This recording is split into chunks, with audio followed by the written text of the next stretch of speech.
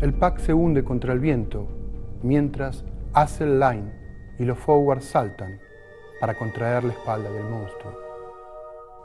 La plata va, susurra el samurái y rompe la entrada del batallón para que ingrese la tercera línea que se mantiene oblicua desde la sensibilidad.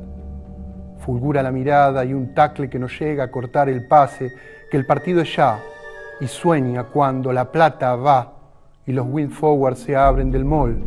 Un empate clavado, la noche se detiene sin derrota, y en el último minuto se acerca el ingol y salta, recibe la ovalada, apenas la toca cuando Cometa Chueco viene bordeando la línea, corre en zigzag como conejo, nadie ve esos pies veloz, imparable, fuga hacia el infinito. En un tendal de rosas que desde la platea llega, deja fatigadas a las últimas estrellas, ahora atrás, mal parada, y apoya la balada debajo de los palos. Se abrazan, ríen victoriosos, esperan la llegada de todos para abrazarse. El tercer tiempo abre las puertas del cielo para tomarlo por asalto de try.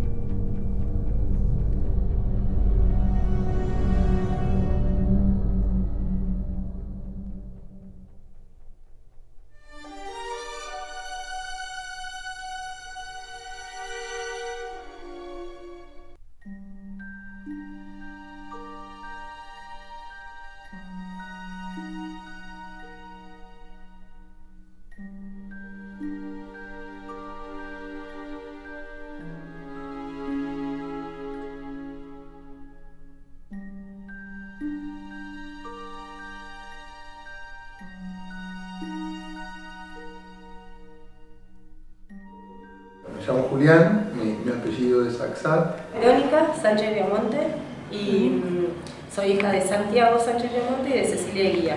Yo nací en esta ciudad, en La Plata, hace, ¿cuánto ya? 36 años. Bueno, mi mamá se llamaba Ana, mi papá se llamaba Rodolfo. Mis dos papás están desaparecidos. Cuando yo nací, ellos estaban militando, trabajaban una vez, mi papá trabajaba en una fábrica, en La Plata, en Berizo, en un frigorífico, y mi mamá era bibliotecaria. Se conocieron en La Plata Rugby, en el club. Digamos, iban desde chiquito, uno iba a jugar y mi mamá iba a pasar el rato porque mi familia iba al club y se conocieron ahí. Yo nací en agosto del 76, en marzo, o sea, un poco antes de que yo nazca, ya había un golpe militar y lo que implicaba un golpe militar era que hubiera mucha policía en la calle. Y a mis viejos se los llevaron cuando yo tenía 3 años y mi hermana 2.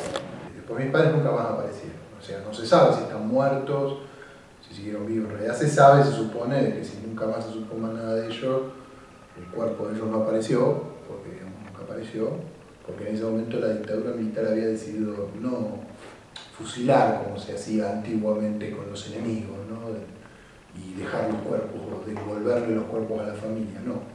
Los militares tomaron la decisión de generar mucho miedo hacia la familia y a la sociedad y los cuerpos nunca los devolvieron, digamos. Tenían 22 y 23 años, mis papás. O sea que ahora soy como el doble de grande de mis papás. Yo soy más grande que ellos ahora. Mi mamá tenía 24 y mi papá 30 y pico. Yo ahora tengo 36, yo soy más grande que mi padre. Porque mis abuelos no sabían si mis papás estaban muertos. Entonces no me podían decir tu papá se murió, tu mamá se murió. No están. Y era difícil para ellos entenderlo. Entonces era difícil explicárnoslo a nosotros. Entonces lo que nos habían dicho era que estaban en Mar del Plata. Cuando quise preguntar si en realidad ella era mi madre, mi tía, y mi abuela, digamos, no tenía padre, o mi abuela era el padre, no, tus padres, siempre me dijeron que se los habían llevado a los militares, no, nunca me mintieron. Primero cuando era más chica quería ser maga, para hacer aparecer gente a mis papás. Después pensé en ir a Mar del Plata y caminar por la costa de Mar del Plata, porque tenía la ilusión que me los iba a encontrar desnudos caminando por la calle. No me pregunten por qué. Y en la primaria, mi mejor amiga de la primaria resulta que tiene los padres desaparecidos también. Digamos, no por casualidad nos hicimos amigas, pegamos onda enseguida. Y a ella le había dicho su abuela que los papás estaban en África. Entonces, chao, dijimos, como en tercer grado dije, las arenas movedizas. Si en Mar del Plata hay arena y en África hay arena, se los tragó la arena movediza. Esa era la conclusión. Entonces, un montón de tiempo pensé que era la arena movediza. Bueno. O sea, después de 35 años se supone que no están vivos, ¿no? Se supone que no están vivos y que obviamente que en algún lugar los cuerpos deben estar. Él empezó a militar más o menos a los 19, 20 años. Mi papá cuando desaparece tenía 24. Y militaba en un partido que era el partido marxista-leninista, comunista marxista-leninista de La Plata. La idea de participar en una agrupación política, en un partido, en un grupo de militancia barrial o lo que sea, no tenía que ser solamente, era parte de hacer algo por el otro, de llevar a cabo lo que uno piensa. En los 70, digamos, los jóvenes argentinos o latinoamericanos también estaban muy como emocionados con lo que había pasado con la Revolución Cubana, el Mayo Francés, había un montón de otras manifestaciones juveniles y en otros lados y revoluciones en otros lados, en otros países, el Che Guevara y todo eso que los alentaban a buscar un mundo mejor para el país donde ellos vivían. Ellos pensaban que uno podía hacer la diferencia, que dos más, que tres, que si nos juntábamos 10 podíamos pelear por todo lo que quisiéramos para que las cosas estén mejor. Personas como mi papá y mi mamá, que eran muchas, querían, por ejemplo, que no haya pobres, ¿no? De que hubiera personas que la diferencia entre un rico y un pobre, esa diferencia, esa distancia entre un rico y un pobre no existiera. O sea, somos todos iguales, o tenemos más o menos los mismos, o nos diferenciamos por las elecciones que tenemos. Entonces ahí de ir al club todos los días, los fines de semana, a jugar a la pelota con mis amigas, qué sé yo, ¿viste? Me fui encontrando con gente que me iba diciendo, vos sos la hija del chueco. Bueno, además soy medio chueca. No se nota mucho porque camino toda así despatarrada. Y mi papá era tan chueco que decían que se ponía así y le pasaba una carpeta de colegio así. Entonces por eso le decían el chueco. Y bueno, un poco me metí en el mismo mundo de mi padre, que era el rugby, que le gustaba el rugby.